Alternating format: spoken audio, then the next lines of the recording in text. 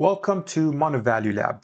I have recently posted a questionnaire to my Instagram followers and asked whether AFRY is undervalued and we should buy the stock, or if it's overvalued and we should keep away. I'm going to answer this question in this video. Now, if you look at AFRY, it hasn't been a pleasant ride if you've been a shareholder. 5 years from now, the stock has been down 64%. And if you just look at year to date, it's been down 32%. Now, before I give you the answer whether you should buy the stock or you should keep away, I just want to highlight my offering. So if you go to moneyvaluelab.com, you can sign up for free 7 days with no commitments. You won't pay anything if you cancel within those 7 days if you're not happy. So the difference is the gold tier, here you can follow my portfolio, my updates, my valuations. The platinum, here you will be able to have the Money Value Lab dashboard where you will be able to value your own companies.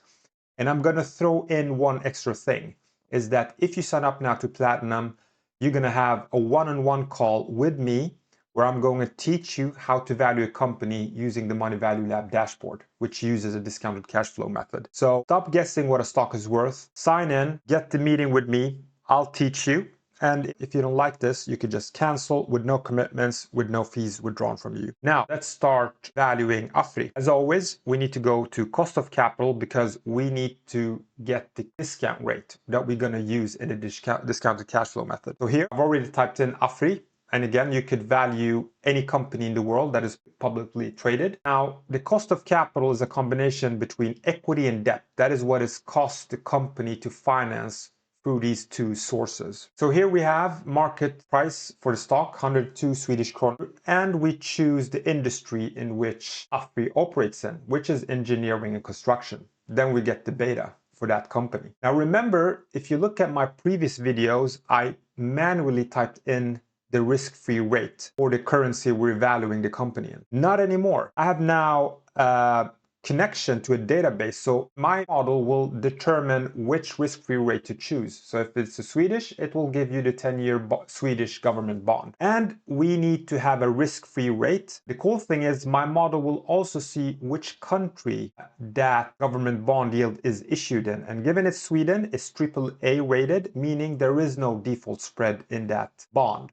If there were any default spread, then it should be deducted from the risk-free rate. Hence why it's called risk-free rate. It should be no default spread. Operating regions, where does the company operate in? Let's choose that. I'm going to choose Western Europe, 100%. That will give me an equity risk premium of 5%. So the more risk in the country the operates in, the higher ERP we're going to get. So Africa will probably have 13%, right? But now we have Western Europe, it's 5%. How much of the revenue is derived from Western Europe? I'll put 100%. Average maturity of their debt, I'll just put 0 years, but you could check that if you are a purist and you want to know exactly the expiration. And then the tax rate, I'll put 21%. That's where the company is incorporated. So it's Sweden, roughly 21%. Now my model will convert the book value of debt of 7.2 billion to market value.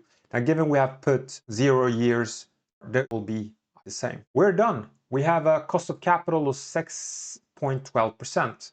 Moving on to the dashboard. This is important to visualize the business performance before we judge and take action if we're going to buy or sell. Now, the past 2 years, the revenue has been declining. You could also see here that the EBIT margin has been stable, but it has also been declining to 6.5%. The profitability ratios, here I look return on invested capital in comparison to cost of capital, what we just calculated. And I want to have ideally a company with return on invested capital much higher than cost of capital. You can see here that it's barely above 0. So it's not a good sign.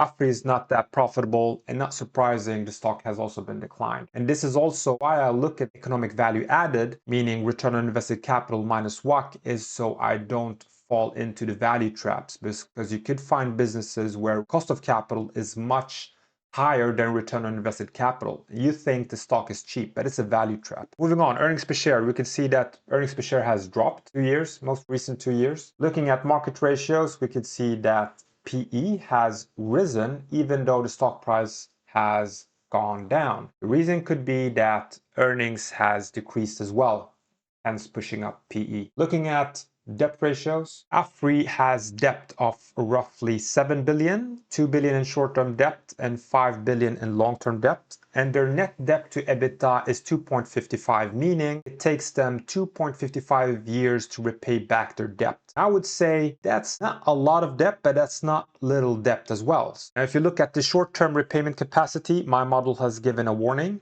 And the reason is because short-term debt of 2 billion is higher than their cash in their balance sheet of 1.2, meaning if they're going to repay back their short-term debt, they either have to issue more debt or get their cash flow and use that to repay back their debt. So that's a warning and something that should be taken into consideration. Now, looking at the free cash flow, we can see here that the most recent 5 years, free cash flow has been positive for the business, which is a positive sign. The final step, valuation. We can see the stock is down. Before I press calculate value, I just need to put in my assumptions. So revenue growth for next year, given that the revenue has been sluggish, 1.7% and compounded annual growth rate over the 5 years, I maybe put negative. Let's put -2 revenue growth next year.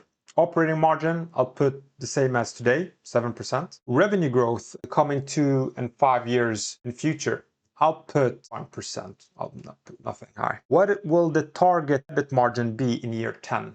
Well, let's use the average 5 years, 6.7%. Let's put 6.7%. And my model will ask you, when do you think the 6.7% will converge at what year? I'm going to put year 10. So then it means it will start with 7% EBIT margin and then it will decline successively until year 10. It will end with 6.7%. Sales to capital, this is the reinvestment in the business. I'm going to put 1.8. The higher, the more capital efficient they are, the lower, the more capital heavy the business is. The marginal tax rate, this is for Sweden, 21%. Now I'm done. Now I have the free cash flow table. So I'm saying next year revenue will decrease by 2%, then it will only grow by 1%, and then finally year 10 it will grow by 2.78%. Why it's increasing is because it's taking in the risk-free rate. So it's going to say it will only grow by the risk-free rate in year 10, not above the risk-free rate. Profitability, as you saw, 7%. Then I said 6.7% in year 10. So you can see here that